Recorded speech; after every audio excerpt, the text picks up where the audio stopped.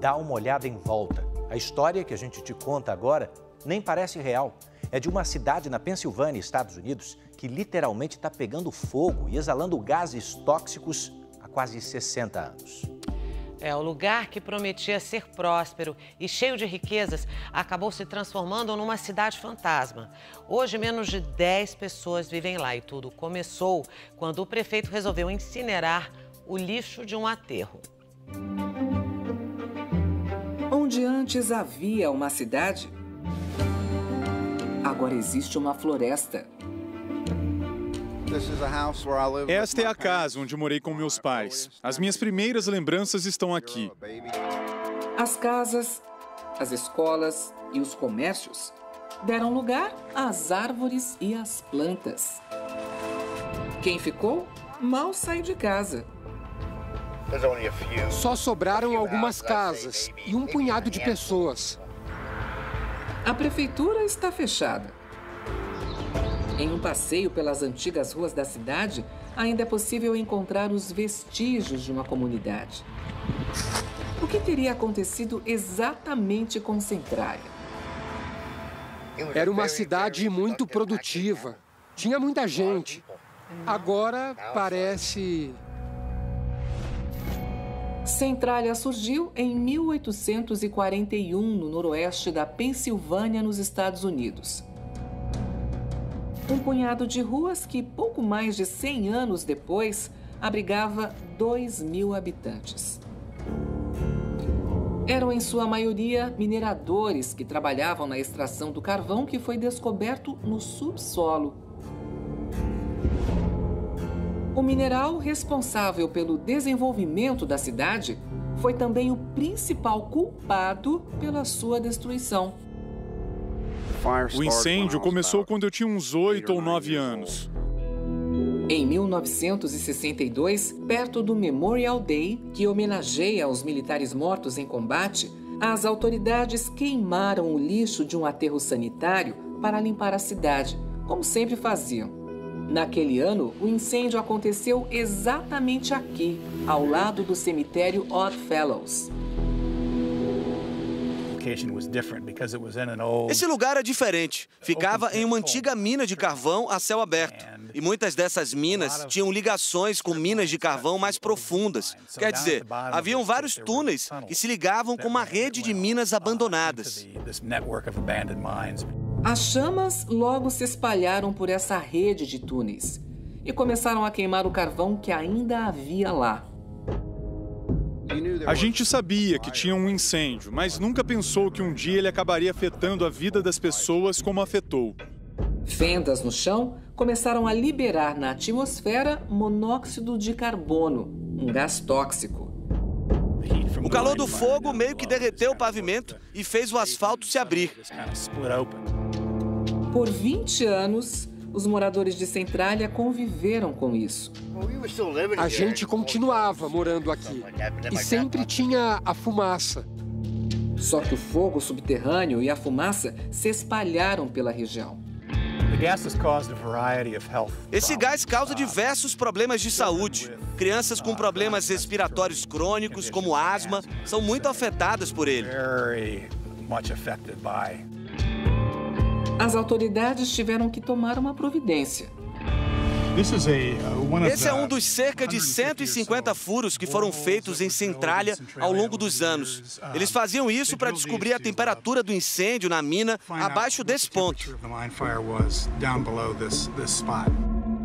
Os níveis de monóxido de carbono passaram a ser monitorados. E se subissem demais, um alarme era acionado. Tudo que eles realmente podiam fazer era abrir as janelas e deixar o ar da casa sair. Mesmo no auge do inverno, eles tinham que fazer isso. Diziam que a situação estava sob controle, o que não era verdade. Em 1979, havia um posto de gasolina exatamente neste local. O proprietário resolveu fazer uma inspeção de rotina e descobriu que a temperatura do combustível no subsolo estava a mais de 90 graus Celsius. As autoridades foram chamadas, mas não fizeram nada. 2 anos depois, um garoto caiu em um buraco perto de casa, cheio de fumaça. Eu estou entrando agora onde era o jardim da casa de Todd Domboski, o garoto de 12 anos que sofreu o acidente que mudou o rumo da história de Centralia. Foi por causa desse acidente que as autoridades resolveram tomar providências de fato. O menino sobreviveu à queda. Ele se salvou agarrando uma raiz de árvore. O buraco que eles mediram mais tarde tinha cerca de 170 metros de profundidade e uma quantidade mortal de monóxido de carbono. Mas o acidente atraiu a atenção para a cidade. Chamou a atenção da imprensa mundial. Pessoas de muitos países diferentes. Repórteres vieram aqui para cobrir essa história tão estranha. O governo americano começou então a retirada dos moradores. Em 1983, foram gastos 42 milhões de dólares, cerca de 210 milhões de reais, no pagamento de indenizações. Mais de 500 construções foram demolidas.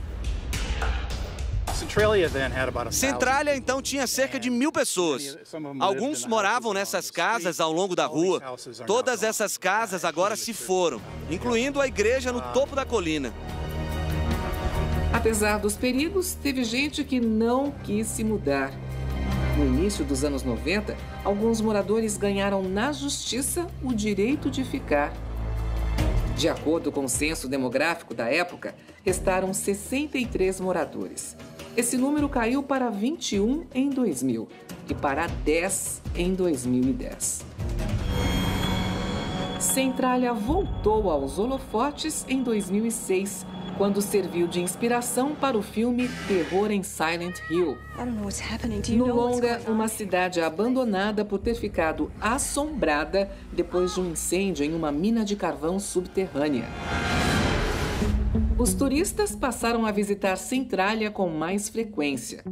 Muitos queriam ver a Graffiti Highway, um trecho da rodovia 61 fechado pelo excesso de fumaça.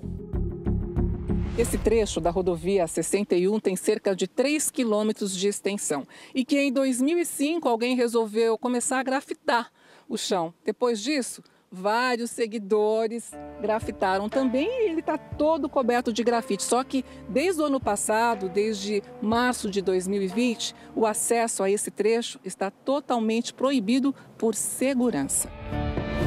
Para acabar com as visitas, a empresa responsável pela área cobriu a rodovia com sujeira. E a expectativa é que a natureza agora termine o serviço. As autoridades também fecharam todas as fendas no chão.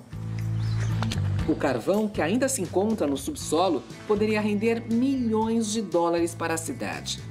Mas não há um plano para a sua retirada. Outro problema é econômico. O carvão não é mais uma commodity tão valiosa, não mais. Principalmente com a preocupação com o aquecimento global, o carvão está sendo deixado de lado. Atualmente, na superfície, Centralia parece estar se transformando em uma grande floresta, mas só na superfície. Quase 60 anos depois, o carvão ainda queima no subterrâneo e deve continuar assim por mais alguns anos. Eu costumo dizer 200 anos, porque há muito carvão.